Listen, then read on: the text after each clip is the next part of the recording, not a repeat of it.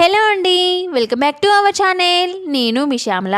ఈరోజు మన యుక్తి కిచెన్లో ఇవాల్టి రెసిపీ వచ్చేసి హెల్దీ బ్రేక్ఫాస్ట్ రెసిపీ అండి. ఇన్స్టెంట్గా అప్పటికప్పుడు చేసుకునే గోధుమ పిండి దోశలు అయితే ప్రిపేర్ చేస్తున్నాను. ఇంకెందుకు ఆలస్యం, గోధుమ పిండి దోశలు ఏ విధంగా చేసుకోవాలో తయారీ విధానం చూసేద్దాం రండి. ముందుగా ఒక బౌల్ అయితే తీసుకున్నాను. అందులోకి 2 కప్పుల వీట్ ఫ్లోర్ని అయితే తీసుకోండి. చూస్తున్నారు కదా, ఒక గిన్నెలోకి 2 గిన్నెల గోధుమ పిండిని అయితే తీసేసుకోండి. అందులోకి రుచికి సరిపడా సాల్ట్ని అయితే వేసేస్తున్నాను.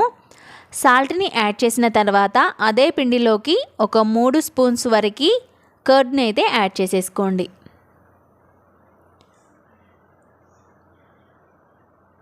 ఈ విధంగా సరిపడా కర్డ్ని యాడ్ చేసేసుకున్న తర్వాత ఇప్పుడు ఇందులోకి కొద్దిగా వాటర్ని యాడ్ చేసుకుంటూ పిండిని అయితే కలుపుకోవాలండి. మామూలుగా మనం దోశ బ్యాటర్ని ఏ విధంగా అయితే కలుపుకుంటామో అదే విధంగా ఈ గోధుమ పిండి బ్యాటర్ని కూడా అదే విధంగా కలిపేసుకోండి.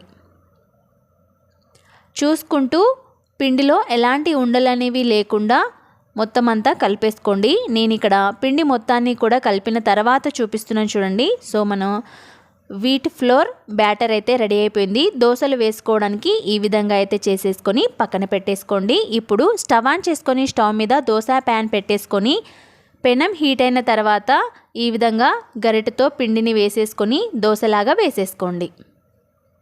చూస్తున్నారు కదా, చాలా ఈజీగా ప్రిపేర్ చేసేసుకోవచ్చు. ఇలా ఒక 2 మినిట్స్ పాటు చక్కగా కాల్చుకున్న తర్వాత పైన ఒక స్పూన్ వరకు ఆయిల్ని అయితే వేసేసుకోండి. ఆయిల్ వేసిన తర్వాత చక్కగా ఇటు సైడ్ అయితే కాలిపోయింది కదండి. సో మరొక వైపు కూడా టర్న్ చేసేసుకొని రెండొక వైపు కూడా కాస్త కలర్ వచ్చేంత వరకు మనం ఫ్రై చేసేసుకుందాం. చూస్తున్నారు కదా, చూస్తుంటేనే నోరూరిపోతుంది. కలర్ కూడా చాలా బాగా వచ్చింది. సో ఇటు సైడ్ కూడా ఫ్రై అయిపోయింది. సో ఇలా పెనం నుంచి తీసేసుకొని సర్వింగ్ ప్లేట్లోకి అయితే వేసేస్తున్నాను. చాలా ఈజీగా ప్రిపేర్ చేసుకోవచ్చు. మీరు కావాలనుకుంటే పెనంకి ఈ విధంగా ఆయిల్ని అప్లై చేసి కూడా దోశలను వేసేసుకోవచ్చు. ఈ విధంగా గరిటెతో పిండిని వేసేసుకోండి, దోశలాగా వేసేసుకోండి. చూస్తున్నారు కదా, చాలా ఈజీగా ప్రిపేర్ చేసేసుకోవచ్చు. టేస్ట్ అయితే చాలా బాగుంటుంది. స్పెషల్గా పిల్లలకైతే చాలా నచ్చుతుందండి. ఈ విధంగా ఆయిల్ని అయితే అప్లై చేసేసుకున్న తర్వాత ఒక సైడ్ అంతా ఫ్రై అయిపోయిన తర్వాత రెండొక వైపు కూడా తిప్పేసుకొని 2 వైపులా కూడా మంచి కలర్ వచ్చేంత వరకు మనం దోశనైతే కాల్చుకోవాలి.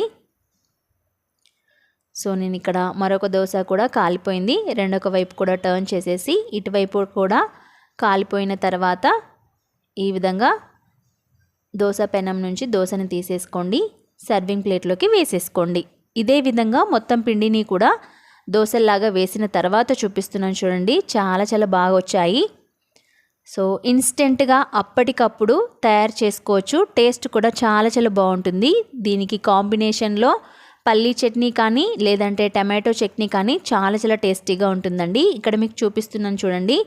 చాలా సాఫ్ట్గా స్పాంజీగా వస్తాయి దోశలు అయితే.